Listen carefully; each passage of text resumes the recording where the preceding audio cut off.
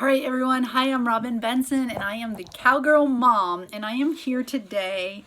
I want to share a couple things. We are at the end of 2020. I'm not sure when you're watching this, but if you are watching it at year end, then 2020 has been quite a year, and a lot of us are making plans, and a lot of us are have lots of stuff rolling around in our brain, how we are going to make our businesses better for next year, what we're going to do, and I just want to share a few tips I have for prioritizing your goals and kind of, you know, that emoji or that avatar we have that's got that woman, the girl, or the man, whichever one you are, that when you're looking at it, there's like stuff all around their head, right? Like, that feeling.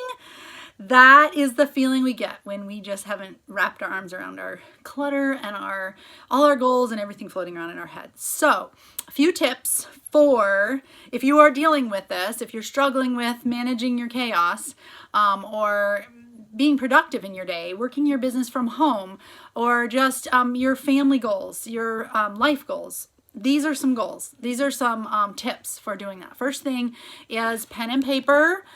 Get something concrete written down. Take it from here down to the paper. That is so, so important, okay? So putting stuff on paper does a few things. So requires you to actually make it a little more clear so you can get it down on paper. And once you do that, it actually starts to take shape, right? Give a thought a word, it becomes reality. So you're going to give that thought some teeth, right? And you're going to make it real, put it on paper, and then you can kind of group things together and wrap your arms around it. So, write all those things down. We can call it thought download. We can call it brain dumping. I have some friends who call it all different things.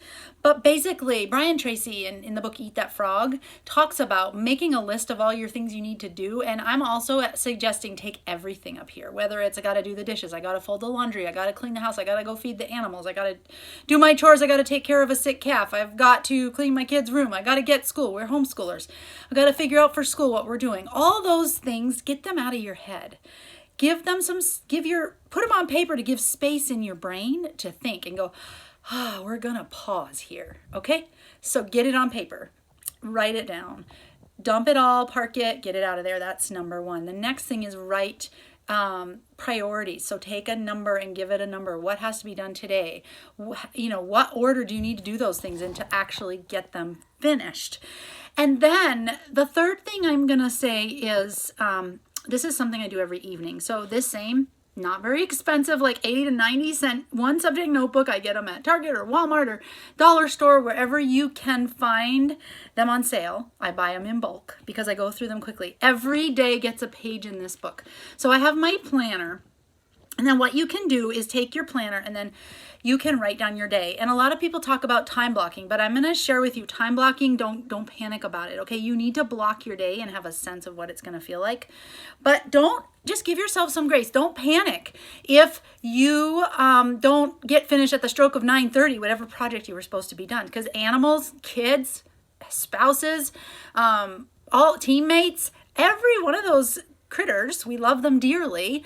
Take your time, and our passion for helping people might run us over our time window a little bit, right? So if you just write down your day, start, like if I get up at 5 a.m., I write 5 o'clock in the morning. It's my first steps I do, and I can do my personal self-care stuff, my personal development, and I do that first thing in the morning. I write from 5 to 6, I'm doing these things, and I write a block, and on this paper, it's freehand. I love to just draw it out. The second thing is then write like breakfast and chores and getting dressed and getting school started and snack time and lunch time. And I even write myself notes of when I'm going to take meat out of the freezer to cook, because we cook all our meals at home also.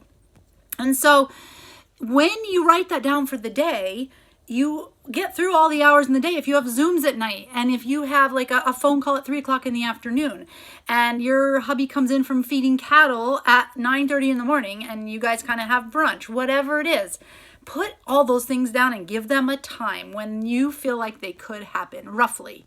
Okay, and then you look at your list of things to do and you stick them all in there and you start to just meditate on it. Like, stop for a minute, look at it, visualize in your brain, feel what your day tomorrow is going to feel like.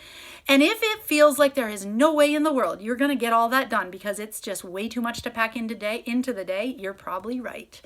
There you can start cutting and prioritizing even more. So do that the night before.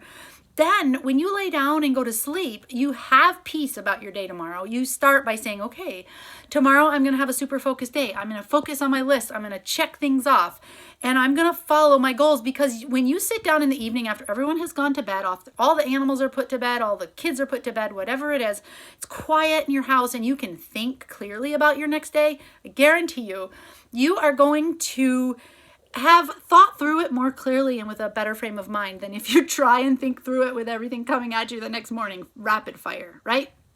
So think through it. It's like a lesson plan for teachers, right? So have that plan the night before. And so I want to leave you with this. If you feel like there's chaos in your life, just give yourself a moment of grace. Give yourself a moment of pause. There's a million different things we can suggest. I'm going to talk about a lot more things. But thanks for watching on this. And just as we go into this new year, take a few minutes and just give yourself the grace and give yourself the space to write down all those things, right? If you are working from home and you have not taken time to work on your business, you're only working in your business, you're selling yourself short. So if you have any questions, feel free to send me a message. I would be happy to help you brainstorm all of this stuff. But I just want to wish you a very, very happy new year and blessings to you all. So have a fabulous day, my friends.